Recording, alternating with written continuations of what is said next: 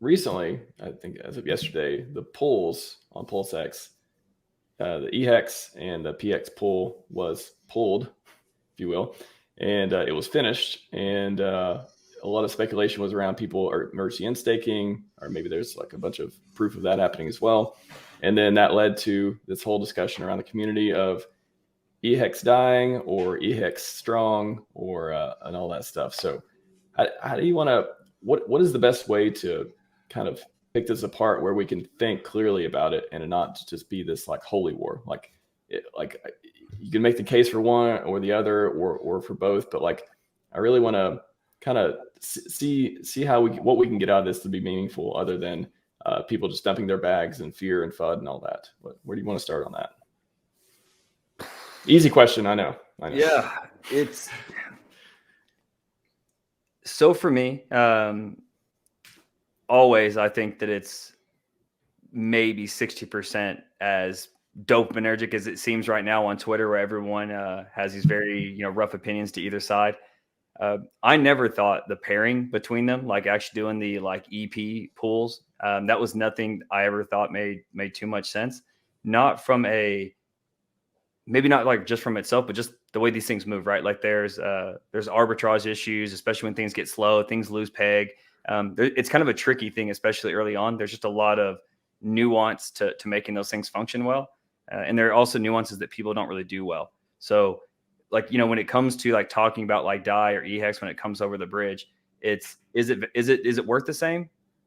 Kind of, sort of, as long as it's on the other side, and then you put it in a pool where it's not depegged, but it's worth the same on like, that's such a hard conversation to kind of like work through with people. So the pools themselves are always, it's tricky. So I never thought it was something that I wasn't as bullish on it as the rest of the I guess kind of the consensus on it. I think the E-hex dying narrative is short. Even if it is, say it breaks down to something like 80-20, 80% on the PulseChain side and 20% on the E-hex side, that's still a lot of room, right? So, I mean, even if you talk about what some of these people's price goals were beforehand, if it does 10-20% of those, that's still a very, very logical investment. I've seen people kind of take both sides. I'm one of those that when I'm not sure, I talk about it all the time. If I'm not sure, I'm going to take the cheap one. So I'll still probably buy all these things for the most part. Anytime anything is down 97% on something that you have a lot of trust in, that has all the same positives that we've talked about, doesn't have to do much, right, to be very, very plus positive. So it doesn't even have to have some of the old sort of price chart upside 10,000x again type of narrative to be very, very worthwhile, especially when you look at the yield curve. So again, if everybody that's 5 years out, what do you care what the price is today? And if people keep EESing along the way, it just keeps upping the yield. So I think that it's overblown. It doesn't really make much sense to me to just let E-hex die off. I've seen a lot of the narratives, and there's a lot of interesting takes, right? You can look at Bitcoin cash split. You can see where things have started as ERC20s that moved their own change, like BNB is kind of another one. There's a lot of kind of historical models to look through. But I think that we can be overconfident in taking from some of those, because this one's so different, where again, there's such a time locked mechanic and the code itself wasn't changed, right? Like hex is the same on either side. What you basically have is the difference in networks. So I think it's overblown a bit. Again, it's hard to think that anything that doesn't die, that's down 97%, isn't a asymmetrical risk, but I get both sides, right? So as usual, I'm kind of on the fence on it, but I think it's way overblown right now.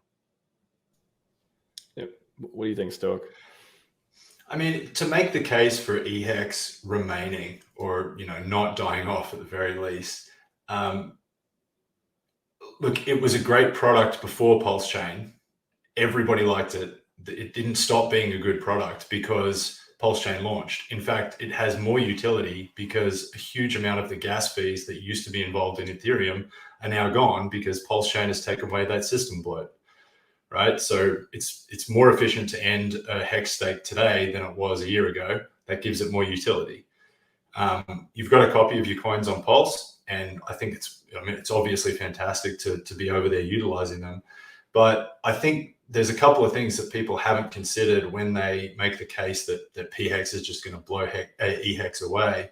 The first would be, right now when you've got the price of Pulse where it is, yes, it's much more efficient in terms of economic value to end a hex stake on Pulse.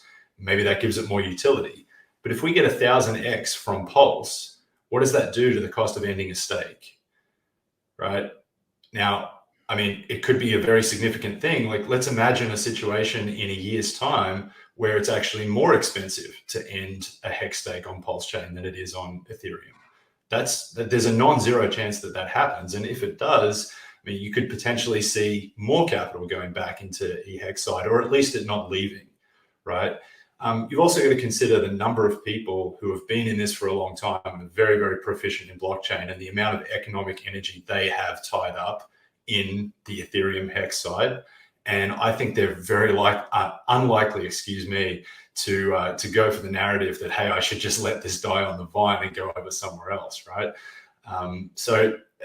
The only other thing I would say in addition to that is something I've mentioned on Twitter. Like, if you're into copies, right, and you want copies of things and you think there's value from getting copies of things, and you'd utilize them, even if it's just to farm them to go back into the original thing. It's interesting that you mentioned Bitcoin and Bitcoin Cash, because if you got your Bitcoin Cash copy and you sold it when Richard told you to, and you went back into Bitcoin, you had 12% more Bitcoin, right?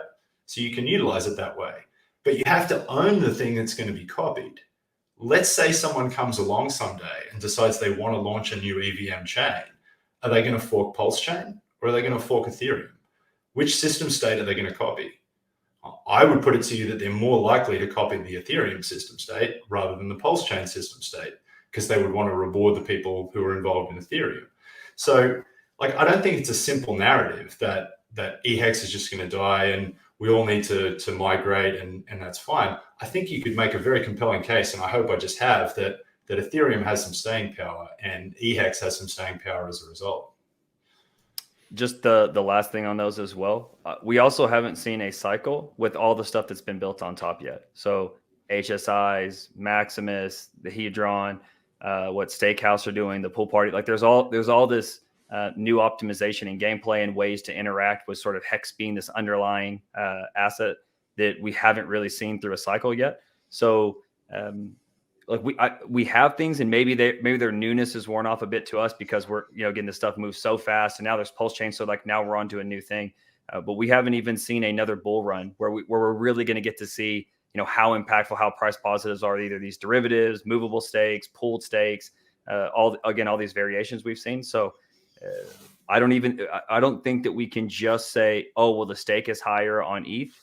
There's a lot of different ways to engage with that around it if you're trying to sort of optimize for a certain bag size. So again, I agree with the points on Stoic, but there's a lot of value that we haven't seen that could have still affect the price positive nature and how it'll handle itself the next bull run.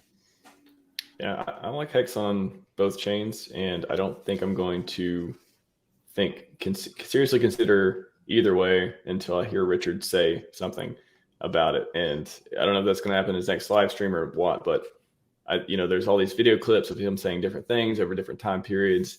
And I just, maybe that's a couple good questions from this too, is what would be the benefits of if, Richard gets on there, all right, guys, the whole purpose was to it was actually a migration. I know it wasn't clear, but it's a migration. And then E-hex takes a huge backseat there. Although I still feel like there's going to be a lot of whales who are just never going to give up, and it's just going to be this thing. It's going to have a significantly lower price probably. The market will decide, but I can never see it fully dying. But I can see, let's just say that, and then who benefits the most from that happening? Of there being this one hex thing, who benefits from there just being PulseChain hex, and the other hex was just the original that's it's just kind of kicked around at this point. Whoever wants to take it. Well, I mean, new users, right? New users who are only going to buy one and don't have copies, right? Everybody since PulseChain came about has got to use their economic energy, and they have to make a choice between the assets that they buy. And they're not in the fortunate situation that all the previous people were, of having both and being able to make the choice. So for new users, I mean, you could make the case that P-hex is the way to go, and that's where they should focus their attention if they believe in PulseChain. So that's the case that I would make there. Yeah, I've said on a tweet too, just the ability to if that did happen, or if it didn't, if we, if there was still, E-hex and PX, and that was just, liquidity bonded or whatever, there's a premium discount, however it works out, if they still continued to exist for years and years and years, to me, onboarding would just be like, okay, well, if you buy hex, it's on PulseChain. Also, I think there's always going to be Ethereum hex bridged over. So if you want to buy the E-hex, it's there too. And it's always available. Like, it's always going to be nearby, that kind of thing. So I think that's could make onboarding a little bit easier. Definitely the narrative we want to make it as easy as possible and less confusing. And I think there's a way to do it. It just hasn't been completely fleshed out yet, because a lot of the, fiat on-ramps and otherwise haven't quite made it easy to do anything in the ecosystem yet. Max, could I mention a couple of interesting use cases? Because Walrus was talking about derivatives and stuff there for a second. I thought I might mention two that I found super interesting. They're both with HSIs. I had a friend very recently who utilized HSIs to buy some real estate, to buy his neighbor's house. I thought that was pretty cool. I don't think it was the full amount, but it was maybe half. So that's a pretty cool innovation that someone's been able to convince someone to take an HSI, basically on the value of the T-shares in that HSI, which I thought was pretty awesome. And then again on HSIs, I've heard of a lot of people who are creating these for their kids, or friends and family, relatives and stuff, who have a kid who's going to go to college at a certain point, and they're just creating HSIs that last until that time, and then giving away the T-shares in the HSI. I think those are two pretty good use cases. So, in terms of adoption, I had never heard about anything like that a couple of years ago with Hex, but all of these additional feature sets that are being built and becoming more ubiquitous make more things like that possible. And so we're seeing the evolution of this, and we're seeing it go in the direction of adoption, and it's pretty exciting. I actually got to see that in person. I met Hex is the Way. We were at Dallas at one of the big stops when Orbit and all those guys were rolling around. He actually won, I think it was like 5,000 Hex. I don't remember what it was, but he was excited that Hex would be on two chains because he has two boys. So they each have a stake on there. I can't remember, which kid got which chain, but I thought that was really cool. So I've actually seen that in person. So that was pretty powerful. I'll probably never forget that, man. He's a good guy. And then seeing that, again, all of us care, right? Again, legacy and a lot of this cool stuff, especially when you start talking about, years as a time frame. So I've seen that in person, and it's very, very cool to see your neighbor too. That stuff's way more impactful than a short story. That stuff is awesome. That is badass. I love seeing that. It is the major proponent of one hex being that it's hard to, are we always going to have the stock split? What do you guys think about this? Are we always going to have the stock split type of thing? They're going to add up to, it's always going to be half, or, one's going to go more than the other. And it's going to be hard to get to $1, hard to get back to all-time highs.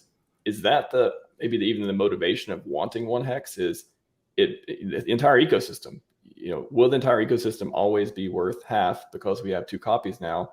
And is that good or bad? What do you guys think about that? Oh, that's a good question. I think mostly it comes down to personal interest and anxiety, right? People just get anxious because they don't know. They want to be on the right side. There's not a lot of room for nuance in there. So even, even which hex is better, how much you selling it to me for? If you know what I mean? These things all have prices, right? Bonds, certificates of deposits, and a lot of places with a lot of different, again, feature sets, custodians, whatever it is, they have different prices, right? So, give me 10-1 odds on E-hex. All right. Well, okay, is it 10 times better? Is the narrative of Pulse 15 times, 20 times, right? At some point, everything is worth a value statement, right? I know people that bought Iraqi dinars after the war, hoping it went back up again, right? Now, for the most part, it didn't. But at some point, there's asymmetrical risk on what you can get something in at. So I don't think this is even a one ring to rule them all, which side of this and that. These things can also measure locally, right? So even if you think E-hex is eventually going to go down at some point, well, it bounced 40% off the bottom. So if you were the last one who actually bought the bottom, E-hex is already doing a pretty awesome thing. You're up 40%, right? So I think it's a lot of the stuff is also locally, right? Same thing with, again, some of the HSIs and derivatives. So they're not always price positive or price negative, right? It's same thing as Grayscale. When Grayscale is at a premium, it's price positive, right? And when it's negative, it's starting to hold the price down. So these things can oscillate. So it depends on when we're measuring them as well. So again, it's a very loaded conversation. Hopefully that, everyone's getting you can't digest all of it, but hopefully everyone can pick a few things that they like from, all the speakers, myself, Stoic, and yourself, Max, and they just add some clarity to allow people to make their decisions, right? The short answer is the market decides all these things. And so we just try to take advantage of where there's value. Yeah, I've never thought of a future without E-hex. I've always thought that there's going to be two, we're going to figure it out. And that I've always assumed the market would be like, okay, you know, I don't know what the price is going to be, but they're going to be around, they're going to be bridged over. There's going to be interesting stuff built on top of them to use both of them, maybe use one in one case and one in the other. And then I just don't think a lot of people, funny enough, I don't think a lot of people care about PulseChain launching. I think a lot of the people with Ethereum hex, they're locked for 15 years. I'm pretty sure Godwell didn't like set his alarm and he's not like freaking out over PulseChain launch right now. I just think the economic energy on Ethereum for all the other projects, for Hedron and everything else, is just there, and it's so big and so powerful that to me, like it's hard for me to make a case for it going away. But that's why I like picking apart these different things and looking at the different perspectives. But to me, I've never imagined a future without it. It was always hey, here's the awesome fast network to do stuff in, and here's Ethereum where people are still going to want to play. You know, maybe they, use fiat and other projects for leverage and on all this other stuff. But it's like kind of like the playground. We got a new playground in a different city, and people can choose like which one they want to go to. I think the choice is powerful, and it's in people's best interest on E-hex to want a bigger price too. You want to support it if you have a bag of it. So unless you sold out and you got everything on PulseChain now, which maybe some people did or they didn't, but that's all personal. That's all personal market decision. That's not. I don't think the narrative has changed from whatever RH is going to set it in stone to be next time he speaks. I hope at least. But yeah, it's interesting you mentioned that because, or some of what's happening with those derivatives, because actually the ratios on hex to hex between the two are better than the other derivatives. Go have a look at the hedron to hedron ratio right now. I think it's like 1 to 1.4, 1 to 1.5, maybe even worse, right? So like people believe in E-hex more than they believe in E-hedron, for example. So there's some interesting dynamics happening there as well. And some of that is that's a bit of like seeing like a relatively like small ecosystem or like an immature market where in a lot of like legacy fields, you wouldn't see those things get that far off, right? So if like, generally you kind of see like precious metals have some set of an ebb and flow. Like you wouldn't see like the ratio of like platinum to gold get that far out of whack, or silver and these things. But when it comes to Hedron, Icosa, like these systems here, and we saw this at Pulse launch, right? Like there's just less participants. There's all these small things around where there's not as many players. So you get the spreads essentially get farther. So there's a lot of value to extract if people understand some of these nuances and take the time to look through, because in general, things ebb and flow back to their kind of that original, symbiosis between all those assets. Yeah, and that arbitrage is more possible now that bridge is more empty and processing things faster. You were looking at things in the first couple of days of launch and seeing arbitrage opportunities that you just couldn't take advantage of, unfortunately. Yeah. And they were unbelievable in some circumstances. They didn't last very long because people had the same idea you did, right? But now that bridge is empty, it's definitely there are fewer opportunities, but they're still there if you're paying attention. Especially on the idea of accumulation, right? Like I think that's one thing that separates when people are talking. I mean, like using dollars is an easier thing to communicate most of the time, but like when you're talking about the spreads on E-hedron or any of these other things, to me, the dollars on none of this stuff matters. It's all just about accumulation, right? Like I just want huge exposure to all these things that I think will go up in the future. And so, the arbitrage spread, like some of these spreads on a lot of this stuff is way, way tighter because there were some pretty juicy opportunities there for a couple of days. But especially if people are looking at this as accumulation, there's opportunity everywhere. Yeah, one of my onboards said that to me yesterday, which was very gratifying that he'd got to that point, right? He was just like, look, I did some trading, I moved back and forward, and he didn't even mention the USD value of the things that he's trading. He's just like, hey, I've got 20,000 more hex than I had yesterday. And that's fantastic, right? If you can get the people that you're working with who are trying to get up to speed with their technical knowledge or their market knowledge to start thinking in terms of exactly what we're also saying, right? Accumulation of coins. Hey, we've won. This is where it happens, right? The USD value will take care of itself. 100% agree. very good, objective, nuanced conversation. That's what I like to have. It's no holy wars, just like talking about the facts and talking about it's the amazing stuff. We're so lucky to be here right now. Like, again, everyone zoom out. You're sad, you're mad, tempers, this and there. It's just like, just zoom out. Like, you're lucky to find such an amazing ecosystem and be able to participate in the first place. That's what I'm grateful for that. I'm always